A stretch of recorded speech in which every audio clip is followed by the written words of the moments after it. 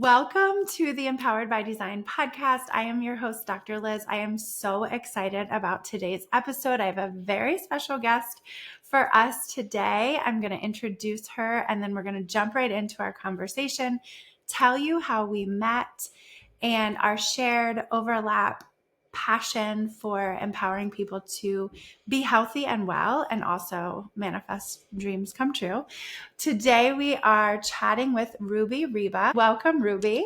Thanks so much, Liz, for having me today. I'm so glad that you're here. I'm so excited to have this very exciting conversation. Ryba is a former high school math teacher turned screen time strategist and author of How to Stop Scrolling. Drawing from her personal experiences, background in education, and interest in psychology, Ruby helps people reclaim their time, attention, and sense of self in a tech-heavy world. Through relatable stories and research-backed strategies, she guides listeners to examine not just how they use their phones, but why. Her work blends empathy, humor, and practicality to help people find adjustments and strategies that work for their goals. Yay, I love that. That is so fun. I'm so excited to talk about this. Thank you. Me too. Yeah. So tell us a little bit about what drove you to write this book, have this specialty. Sure. I think I've sort of been interested in the flip side of technology for as long as I remember having a relationship with it. I instantly saw how addictive it can be, how much it can be sort of driving the car instead of myself and instead of others. And I noticed it in my own behavior and in other people. But the stakes weren't that high yet. It was just something I noticed. I think something that really drove up the urgency was that I have kids. And so I have a 5.5-year-old, a 2.5-year-old, I have another on the way. And as a parent, you have to really clear and in lots of other roles of responsibility, you have to really clarify your values, because when you're thinking about how you're going to lead, you can't lead if you don't know what you're standing on, right? And so that really made me start to look at my own beliefs, values, and behaviors more carefully. But I can also trace back the exact event that made me write this book. I love this. So it's August 2024. I was in St. Louis for a chess tournament. I was visiting a friend at a chess tournament. That is fun. The chess players wake up very late, or at least my chess player friend does, and stay up late. They have weird hours. And I'm a mom with little kids. So I'm up at 6 a.m. on a Saturday morning with nothing to do. So I'm walking around downtown St. Louis, and there's not much open except the coffee shop. So I go get a coffee or a smoothie. I can't remember anymore. And as always, I am intentionally trying to not be on my phone and to live my life instead. So I'm always thinking less phone, more life. That's the trade-off, So if you're walking around a new city with your phone glued to your eyes, then you're not going to see the new city. Why are you here? So I was living by my values and doing that. And while I was walking out of it was a smoothie store. While I was walking out of the smoothie store, I see across the street this store called Provisions. And it just looked like this cute store with these interesting books and interesting little needlepoint pillows and I don't know, It called to you. Yeah, exactly. I'd never seen anything like it. I was like, I cannot wait to go into that store later. And after everyone else was awake and we got lunch or whatever the heck it was, by the time they woke up, I was like, I know exactly what we should do right now after lunch. Let's go to Provisions. And we all went to Provisions together. And it was really interesting. And I met the owner and I met the owner's wife. They're a couple. And it was just a great experience. That's the sort of experience you want when you're traveling, right? Is to discover new things. And I picked up a few new books that I hadn't heard of because of their curation. The events of that day changed because I wasn't staring at my phone when I left the smoothie store.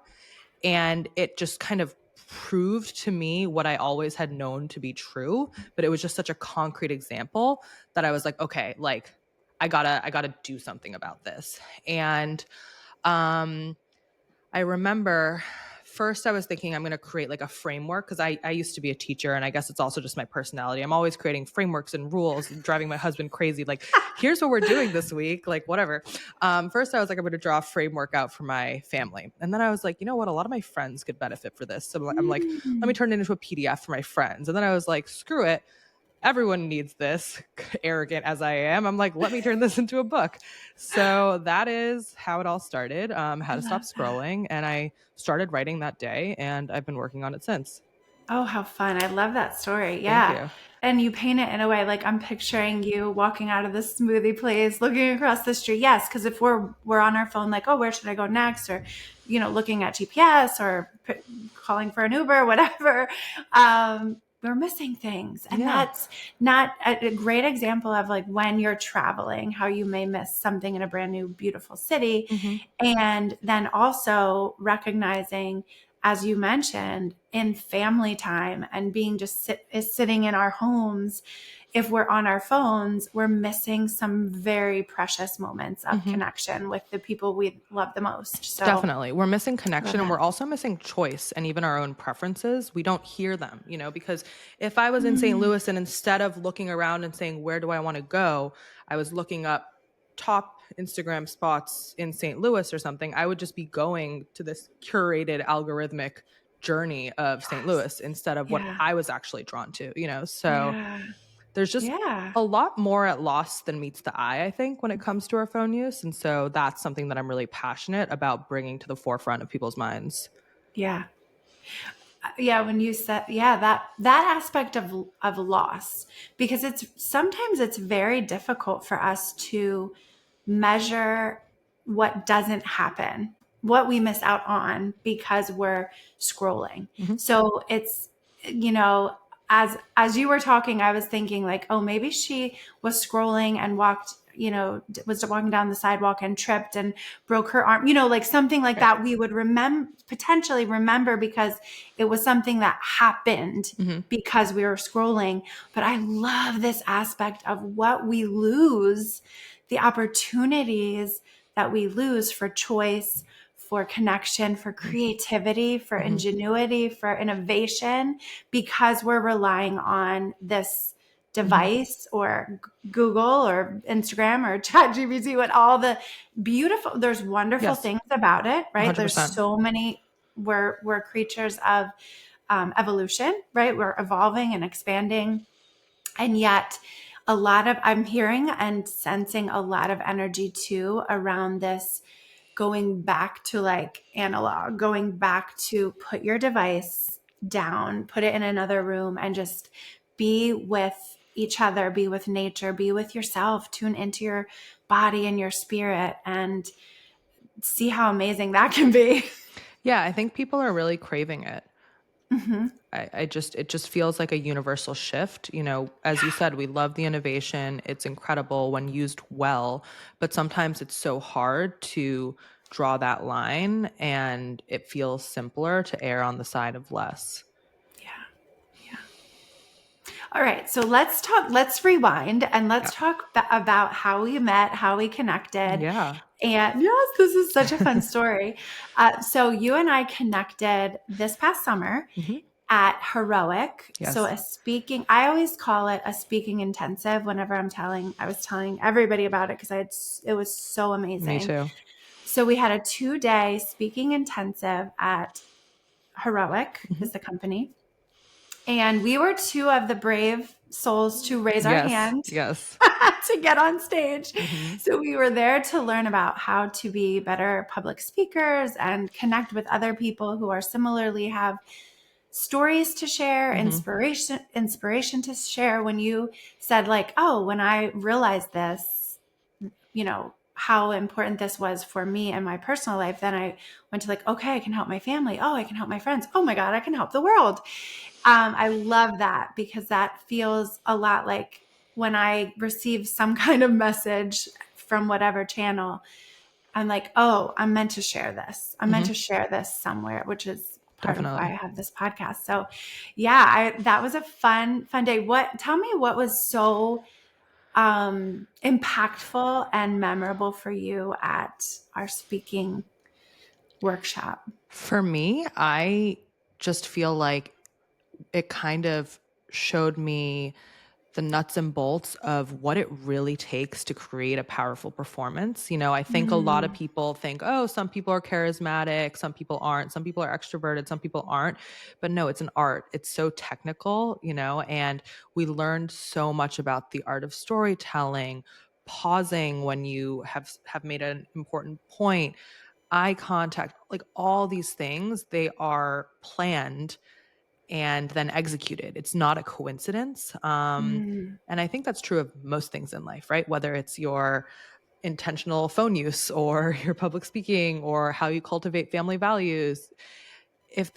We don't fall into success in anything, and public mm. speaking is not something that I had thought too much about before this new part of my career, and so that really blew me away. I also have just a whole new appreciation for acting and actors in general because of our wonderful faculty that we worked Oh with. my gosh, they were amazing. Yes.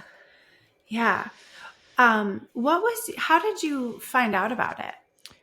I was connected to it by AJ Harper. She's an author who wrote Write a Must Read. So I was in AJ's online community for a little bit, and I read her book. Her book is what I used when I was writing my book, and I felt like I needed a whole new restructure, and I didn't know where to start. And after reading her book, I Mm. realized, I was supposed to write an outline first. I did not do that. um, I love that. and then I just loved her book so much, so I joined her community. And then in one of our Zoom calls, I had expressed an interest in public speaking, so she said, "Oh, go do core, go do heroic." I She's love on that. faculty there, so yeah, she connected me. Okay. Yeah, how about you? So, one of my friends, Dr. Peggy DeLong, who I met through a wellness community, our coach, who helps people create wellness spaces. Um, our coach is Sean Miner, but Peggy and I met there in 2020 in this virtual community, and we realized, like, we connected because the coaching community is for all different kind of wellness professionals. So from nutritionists to Reiki to, just coaches galore in that, like, in that same realm that we are both in, of trying to help people live the best version of themselves and recognizing that it takes health in all of the so many different Totally. dimensions. So Peggy we have both come to each other's events. She's also a psychologist, and we also both do different things beyond the therapy room, host circles for women and retreats. And so we have both been to each other's events, which is beautiful. It's so fun to be like a participant in a wellness event, Definitely, when you're in usually the addition, facilitator. when you're Yeah. usually the facilitator. And she is also an author, and I've been writing a book for over 10 years that I still don't have a draft of. At least I have it in my head, but I don't have it out on paper yet. And she has published a few books and said, Liz, the first one took me 25 years, so you're okay. And I'm like, oh my God, Peggy, please tell me it's not going to take me 15 more years to write this book. But then she also said that she had gone to the speaking intensive at Uh-huh. Heroic Core, and she connected me to them. And I'm so, so, so, so grateful for that experience. Yeah. It really was incredible. And I got to meet so many people too that I'm so inspired Yes. by, like Yeah. we would not be here chatting right now. I It know. was Yeah. really just kind of electric to see so many people who felt so called by the stories that they wanted to share. Yes. And I know for me, one of the things is I can get overwhelmed and a little bit intimidated at an event like that, where networking kinds of events, I typically go to them all by myself and I don't know anybody, right? That's Right. how my experience was there. And I'm like, I can sometimes feel uncomfortable to, like, just randomly go up to someone and start a Totally. conversation about things. Same. That's just one of the things.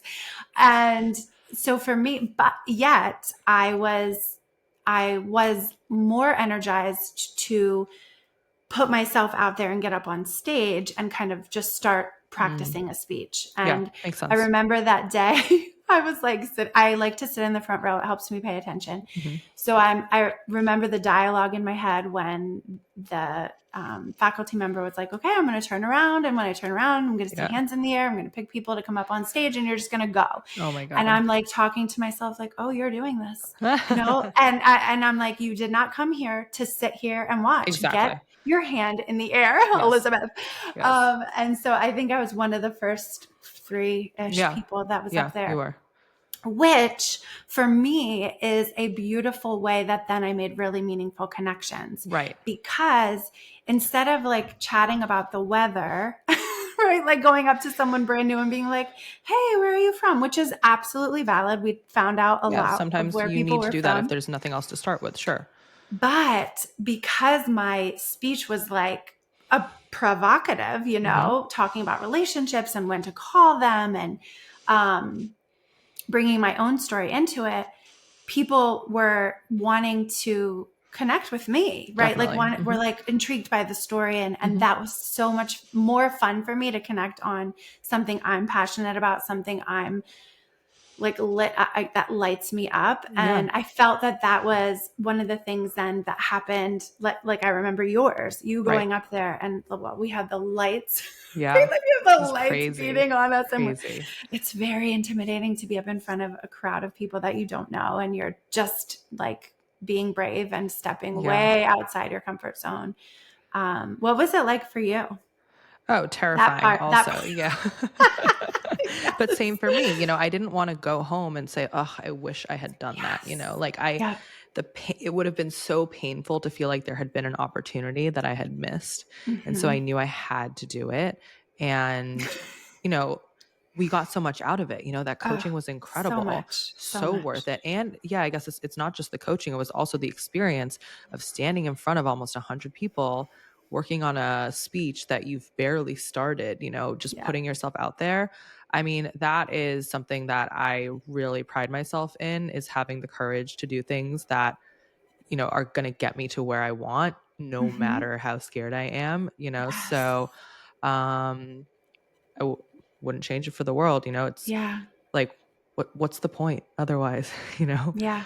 Yeah. So I really enjoy, and I totally agree about how, because you did that, that opened other doors for you. And I am such, like, it's such a pet peeve of mine when people just sit around and wait for life to happen and then complain about it. Like, that Mm-hmm. is like like my best friend and I were like always sending each other voice messages, and I'm like literally every week it's like, okay, so I've realized that I want to work on this, and like this is what I'm going to do, blah blah blah blah. We're just always like sending stuff like that. And then sometimes I meet people that are like, oh, like I really want this. And then like I meet them a year later and they're like, oh, I really want, it's still the same thing. And I'm like, but you haven't done anything. It's not going to fall in your lap. Mm-hmm. So, like, you can either complain about how busy you are, or you can complain about the fact that nothing's happening to you. And so like I'd rather be busy. Like Yes. we moved our family in May, so it's been about 6 months now, and we're in a totally new environment. We Ooh. we really like it here, but again, like, I would love to meet people. I would love to establish myself in the community, get to know people. I can wait to do that. Or tomorrow, I've invited all the kindergarten moms from my daughter's school to my house for coffee, Oh, I love because I could also that. just make it happen. Right. Yes. Make it happen. One of my, Exactly. yes. So Yes. I totally, yeah, can't wait for life to happen to you. Yeah. Yeah. Absolutely. And it opens doors for the things that you want, right? I love that you Exactly. said how the importance of basing our actions and our energy and our decisions on our values. Definitely. Something I talk about a lot here on the podcast and in my, wherever I'm working, therapy, Hmm. coaching, those different things, is when you're faced with, should I, shouldn't I, what should I do? What's the best move here? It's really, like you said, looking at, okay, well, what are my values? Hmm. What is my vision? And then I love to talk about the passion and the mission, right? Like, what lights me up? Because fun is a big thing for me in my life. Is I'm trying in this season and beyond to take myself less seriously, to Love just that. have fun and be myself, be authentic when I'm just myself, it's so freeing and so lovely. And that's when I'm making those really meaningful connections that feel like, oh, this is it. This is Yeah. why we're Yeah. here, to be in connection. Yeah. Because when you Real. connect with someone, when you're being the real you, that's a real connection. Yes. When And you connect with a yeah, false you, you're kind of building on something that doesn't exist. Yeah. yeah. Yeah. And it helps. I have found in my circles, it has helped other people be their authentic self when I'm my authentic self. Definitely. Right? Definitely. Like It's it's all catchy. contagious. Yeah, it's yes, yes. One of the things that was really revealing for me at Heroic Mm-hmm. was the aspect of how important it is to write the speech and practice the Mm-hmm. speech. Mm-hmm. So it's different from a podcast episode, Of right? course. Like Mm-hmm. I've been doing a podcast for um, several years now, and this is the final season. So I'm so glad that we got to do this before this chapter is over. Mm-hmm. And I am a wing it person. Mm-hmm. I'm spontaneous. I'm comfortable in that way. I think I'm sometimes not so comfortable with the outline. Like when you said about the book, I'm stuck at the spot where they're like, okay, you have to write this outline. And I don't want to write the outline. Right? Like I Yeah. don't want to Fair write the enough. outline. Outlines are boring. I have the book. Yes, they're so boring. So boring. Right. And then they really helped us to see the importance of, if you're doing a public speaking gig, Right. you are creating the better platform to share the story, to Mm-hmm. have the meaning communicated clearly when you have the structure, have the framework, Yes. have the Yes. practice. And that our Yeah. product is the speech, not ourselves. We're Mm, not like A-listers. So our product is the speech, not yet. Not yet. Not yet. Um, yeah, I mean, I think both skills are really important. So I think being able to Yeah. wing it, and that's really useful in some contexts, in a lot of contexts, really. But then being able to also have the discipline to write and perfect and perfect and perfect. I Yes. think I listened to Jerry Seinfeld on a podcast once who said that like every morning he writes for like 4 hours, and that he'll Wow. write like 1,000 pages to get one good page of Mm, material. So that's a lot. yeah, it is. When you said that your personality, an aspect of your personality is to like impose structure, right? Mm-hmm. Organize things, impose structure. I don't know if you're familiar with the Enneagram. Do you know your Enneagram type?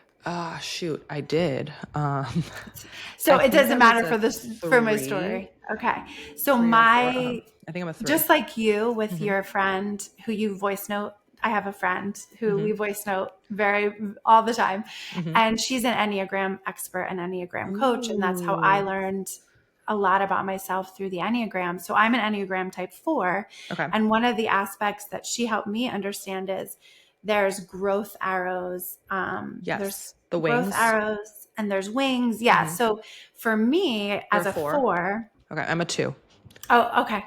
You looked it up Yeah, I or just remembered. Like I knew I was a low number, so I was just checking, and I'm the helper because I was like rolling my eyes that I'm the helper. oh, Because okay. with the Myers Briggs, I'm also like the console or something. Like I'm always like the helper, the Mm, advisor, and I'm like, no, I want to okay. be the main character. Like, why am I helping people so much? But anyway, sorry. So you're 4. No, that's okay. So I'm a 4, but I was wondering, it seemed potentially you're a 2 with a 1 wing because the 1 I am. I have 1 and 3 is wings. okay. The 1 is what I've learned is really about structure, and that's my Mm, growth path. Because I don't enjoy the outline setting up. I don't enjoy this like setting up the systems, yet hmm I know from experience when I set them up or when someone sets them up for me, that for me is really helpful in helping my personality be able to be as um, impactful and authentic as it can be. Is like I have then freedom within that Yes, structure. I think so. I think a lot of times organization and structure lays a great foundation so that you can be more free and more creative, Yes. because it Yes. creates that safety net or like the guidelines. Whereas if you just go for it with Wing it. no plan, like literally wing it, then you're like, oh, should I talk about this or I could talk about that? Or, so I Mm-hmm. think like Mm-hmm. in the context of speaking, I mean, I used to play violin, and Mm. it reminds me a little bit of like the technical aspect versus the musical aspect of violin, right? So you can be really musical, but then if you don't have the technical ability to do what you want to be able to do musically, then you Yes. can't. And so you Yes. need to be really trained, and you have to do your scales every day and your arpeggios and your this and your that. And I hated that when I was a kid. Now as an adult, now that I don't play anymore, I kind of understand how useful it is, because Mm-hmm. that's what actually lets you be musical, ironically. Yes. And I think it's the same Yes. thing with really a lot of things. Yeah, absolutely. Okay, so you're writing this book. You're it's projected to be out in a couple of March months. 2026. Yep. March, yes. And you have been on several podcasts talking about the book and talking about that passion that you have to help people really make these valuable changes, especially around how we use devices. So tell us a little bit about what kinds of tips or strategies you can share with us. Yeah, definitely. So there's kind of two areas. So one is less phone and the other is more life. And so to Mm, create space for more life, you first need less phone. And so when we're thinking about how do we use our phone less, there are a couple of different things that you can think about. There's your physical environment. Where is your phone when you wake up in the morning? Is it on your bedside table? Because you're most likely going to pick it up to turn your alarm off and then maybe scroll for 10 or 20 minutes. Where is it when you go to bed?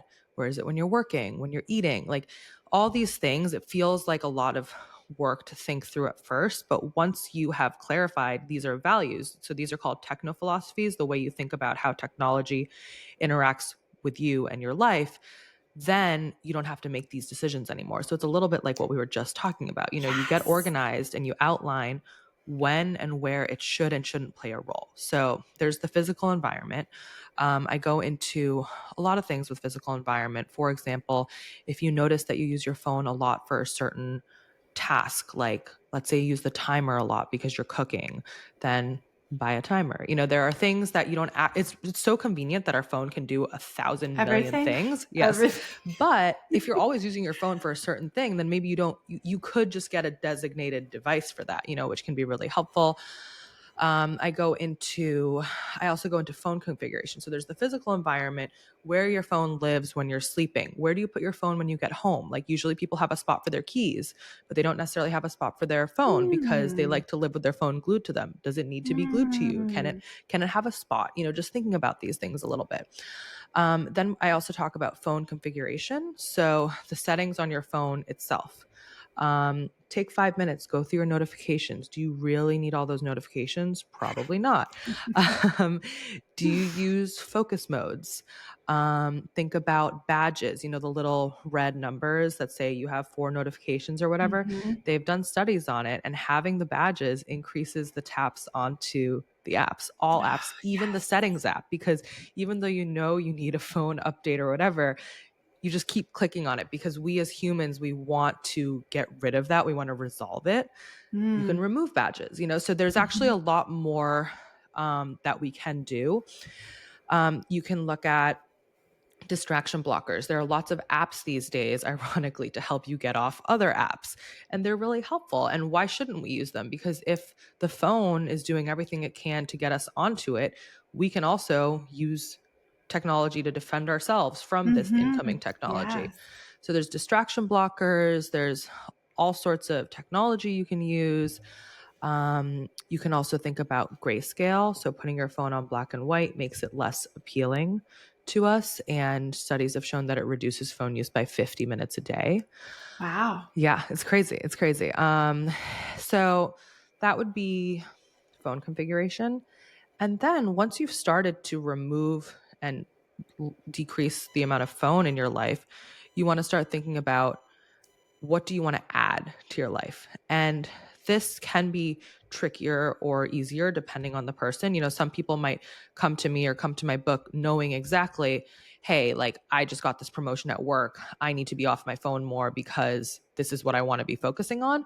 Whereas other people kind of go into it saying, I know I should be on my phone less, but I don't really know what to do instead. And I think that that's really common. And that's something that I really want to kind of reassure people about, because I think that that's why we often get to spending so much time on our phone in the first place. It's easier to just reach for your phone instead of think, what should I do with my one life? It's like, I don't really feel like thinking about that right now. Let me just scroll Instagram for 20 minutes. Oh my gosh, And yes, yeah, and so yes. I do think that not wanting to grapple with that is a main reason that we come to our phones. A lot of times, our phones we come to, whether we know it or not, for avoidance. So when you're tired in the evening and you're scrolling in bed, is it because you're stressed and you don't really want to actually engage with your stressors? So you're just gonna like zone out on your phone instead? Or maybe you're physically uncomfortable. I think it was Freud who said that, and you can please correct me if I'm wrong. It was Freud who said that I love when people talk psychology to me. it was Freud who said that we are motivated either by pleasure or the absence of pain. But I Mm, read that a bit later this was disproven, and that actually everything we do is to avoid pain. Even pleasure itself mm. is to avoid the pain. So, Ah, if I'm in my ninth month of pregnancy. So if my back is hurting and this and that, maybe I'll want to watch some funny videos because that is helping me avoid the pain of my physical body. yeah. Um, and so I like to say that phone use is the absence of presence, and just kind of calling yourself out on that and noticing that can be really helpful. But going back to like filling that vacuum that you've created now that you've lost phone time, I think the first the first thing to remember is that, like I said, it's totally okay and common and normal if you don't know what you want to do with life, right? Like that's actually really ridiculous if you think about it. Do you really expect everyone you meet to be like, what are you going to do with your life? Like, do you have your whole life planned out? Do you know what legacy you want to leave? Like, do you know what effect you want? Like, that's actually ridiculous to expect that of yourself. But if we just know that we don't know, then we can actually start exploring. Whereas if we are not exploring at all, then how are we ever going to answer that question? And then when we lie on our deathbeds, we'll be like, oh man, I shouldn't have spent 13 years on my phone, which is what you spend on your phone if you use your phone the average Mm, amount of time, which is 5 hours, yes. 5 hours and like 16 minutes a day right now. Yeah. Um, so thinking about what you want to add to your life, and these can be really big picture goals, or they can be like smaller things, like I just want to do a little stretching before bed. And so I go into how we can prompt ourselves into exploring these things. I also talk in my book about scheduling and living life. So thinking about energy management, instead of, so I think another thing that causes us to go on our phones unnecessarily is when we are either brute forcing, challenging work on ourselves when we're tired, or when our work is not matched with our energy. So, if you think of your energy as like green, yellow, or red, we actually don't have as much green time as we think in a day. We only are like at our max peak performance levels for 3 or 4 hours a day, which I feel like often doesn't make sense to us because we think of like an 8 hour workday. So when I, for example, am in my like focused mode, that's when I want to be doing hard things like writing or editing, right? Mm, And if when my brain is ready to be engaged, I'm doing something like answering emails or paying bills, I'm going to get bored because my brain is actually craving something that is more intense. And if I'm bored, what's one thing I might do? Maybe I'll go on my phone, right? And then the same is also true. If I don't know about you, but for me, like I'm really tired after lunch. Like after lunch, like we're mm. all tired, right? And so what do most Americans do? You have your third or fourth cup of coffee and you try to force it, right? And Right. you say, I will do this really hard work right now. But when you think about it, that's quite silly because it's like, of course, there are some jobs and roles where you don't have any flexibility. I used to be a teacher and my schedule was mandated and there's nothing I can do about it. But Right. maybe take that hour then to respond to the emails, which don't require as much brain juice. Or if you have the luxury and the flexibility, you could take a little break then, or call a friend, or go for a walk. So to just be more in tune with your physical body, which again, it's a cycle. So it can be an upward cycle, whereas like the less you use your phone, the more you're in tune with it, the more you know what you need, et cetera. Or the more you're using your phone, the more like the more checked out you are from your body, and the less you know what you need. So it is really interesting how it all builds, for better or for worse. Yes. Yeah. Wow. Yes. That is there's so much good stuff in there. I hope I can remember all of it. But one of the things that's standing out to me very significantly is this aspect that you talked about of like adding in and taking away, right? And so it's like kind of this balance of a really great strategy for all of our goals, right? Of deciding like where can I reduce some of the unnecessary Mm-hmm. stress Mm-hmm. or energy that I'm exerting, or phone usage, scrolling. Mm-hmm. And then where am I able to add in more time, energy, space, love, money for things that I want to invest in, Mm-hmm. that bring me joy, that bring me productivity, that bring Mm-hmm. me connection, and the things that, again, that we value. So we're going back to that baseline of, if you don't know what you value, there's a Right. really good place to start, Yes. right? If you're sitting here like, oh my gosh, there's so much, it's overwhelming, because it can be. It can Mm-hmm. be overwhelming to start making changes, but it doesn't have to be. No. When you know what you're valuing, and you know what lights you up, then you can start making those small shifts. And if you don't know, it is that invitation to pause with yourself, which we do we do a lot here on the podcast, of just like, okay, take that breath, like just take a breath and be present, be grounded in this space and this time in your body. I love for me, going and sitting out in my backyard and just being with the trees and the grass and the sun and the moon, whatever time of day it is. But just like you said, being able to tune in to the forces around us that are here, and we miss when we are just like scrolling or Mm-hmm. otherwise distracted or avoiding, Mm-hmm. right? Our bodies, our spirits, our Definitely. people, nature. What you were Yeah. talking about also just reminded me of an anecdote from a client that I was working with, where she was saying, when I was saying, what do you want to add to your life? And she said, well, I don't really know, but in terms of like big picture, but one thing that I wish I did more of that I used to do was read. Mm, And she was like, but I've tried to like read every night and it just doesn't feel feasible. And that's a little bit of an all or nothing thinking that comes up a lot for everyone, right? It's like, people think I'm going to go from 5 hours of phone use to like never using my phone, meditating and reading before bed every night. And it's like, no, that's not going to happen. So we tried to we brainstormed. I said, why don't we try habit coupling? So find something that you do consistently. It does not have to be every day, that might give you enough time to read. And so what we ended up settling on is, she says, well, I get my nails done every 3 weeks. Like I'm like really religious about getting my nails done. And so now she brings her Kindle every time she gets her nails done, and she reads for like an hour every 3 weeks. And that really adds up. And when I talked to her later, she said, well, actually, because of that, sometimes because she wanted to know what happens next, if it's fiction or whatever, she might read a little bit more. And if she stops, like, it is what it is, because she knows in 3 weeks she'll read again. yes. So, Yes. I that's just love an that. example of how it doesn't have to be a huge life shift, but that's an Yes. hour that she was kind of not doing anything on, unlocking and locking and unlocking and locking her phone. And now she brings her Kindle. So, Yeah. And it also goes back to what we talked about way in the beginning today, is that she may not have, before sitting with you and meeting with you, she might not have been like, oh, I'm missing out so much on reading in my life, right? Because she's not measuring that. It's not like yes. something adverse is happening in her Right. life because she stopped reading.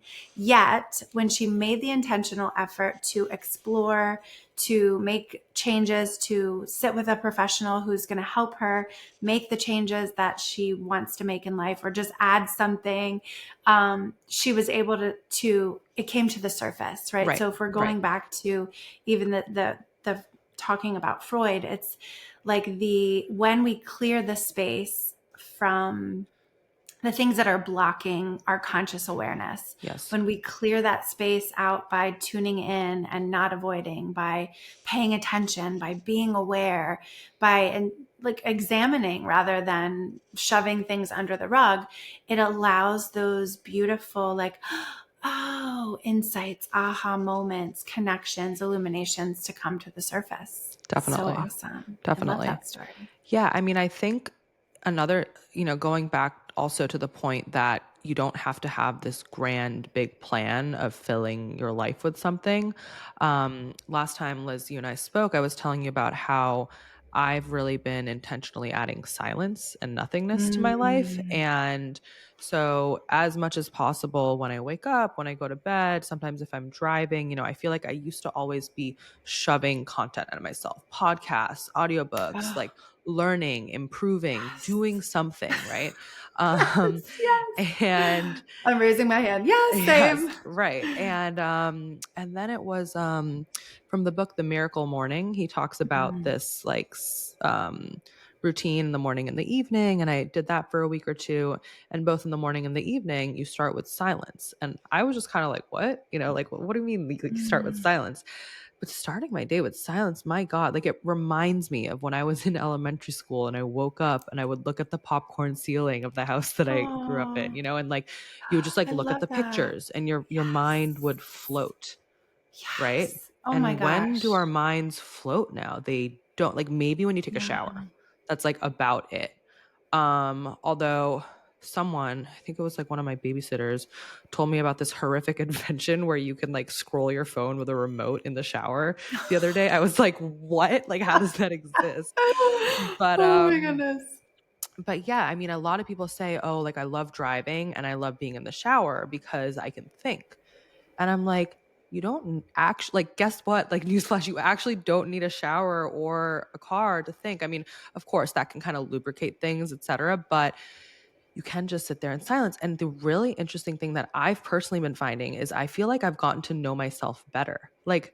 silence to me is Yes. time spent with myself, Yes. where Yes. thoughts just float up and I'm like, oh, that's interesting that you're thinking about that. I guess that's something that you care about, or that's something that you're worried about, or that you're interested in. And so I feel like I really get to hear myself, and our own thoughts are so quiet.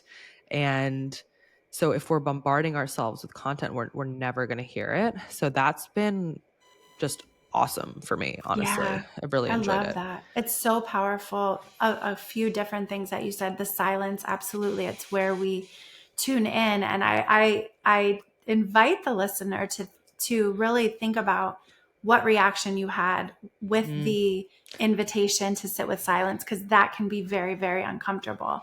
definitely. If your mind is racing, or you don't really want to sit with yourself because you, right, for whatever reason, Right. it's scary, it's noisy, it's uncomfortable. It's like, wait, I'm not doing anything. I'm not being productive right Hmm. now, right? Like, just try it. It's really helpful. Also, The Miracle Morning. I haven't read the book, and what I have done in my own life, a couple of years ago, I made this huge change to start my day with me, time for Mm. myself, and meditation and reading and writing and journaling and prayer and connecting with myself, connecting with spirit, and all of those things. And that the content of the things that I'm doing, in addition to just being in silence for aspects of it, are great, what I do in that time. But the symbolic shift of beginning my day, like making sure the first several, like however many minutes of my day are for me, it just sets up such a beautiful, miraculous energy, because you're right. It's that filling up the cup kind of Yes. mentality. And Um, I think it yeah. even goes towards what we were talking about of like not letting life happen to you. Like Yes. it feels so much Yes. more Hmm. intentional. Like, where am Yes. I? Who am I? What am I doing today? Not Hmm. just like kind of reacting to Yeah. everything. Yeah. Yeah, I love that. Oh my goodness. Well, this was so much fun. Tell us where we can find you, find more about your book, and connect with you beyond this podcast. Yes. So if you'd like to hear more, learn more, I'd love for you to find me at howtostopscrolling.com. There you can get preview chapters of my book, and you can sign up for my newsletter, The Scroll Shift, where every Wednesday I bring you one actionable tip to your inbox. Yay. Awesome. And you Thanks. are taking invitations for public speaking. Well, the baby's coming soon. Yes. So, But I am. Yes. but you're still taking those and Yes. planning ahead. Yes, I Yes. love You can that. also see me at rubyrybawrites.com. There's a Okay. contact me page there. Awesome. And we will put, for those of you who are driving or don't have a device handy to jot that down, we will put all of those links in the show notes for you to find Ruby and connect with her amazing content. Thank you, Liz. You're welcome. This was so fun. I'm so excited that we connected, that Me too. we hit it off. We vibed Mhm. very well at our speaker intensive, and that we've stayed connected. This is so fun. Yes. To many Yeah, more I wish you conversations in the to future. many more. Yeah, and to a beautiful experience with the babe coming Thank you. soon, and Yes. your beautiful family that you have. And yeah, thank you so much. Thanks for having me today, Liz.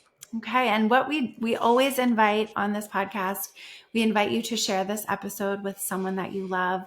Something here, whether it was explicitly stated in a tool or a strategy, or underneath the surface, there's lots Mm-hmm. of things that we talked about or acknowledged that can be really helpful in making just a couple small shifts in your life, but being intentional, taking charge, and making it happen, right? Rather Mm-hmm. than letting life pass you by.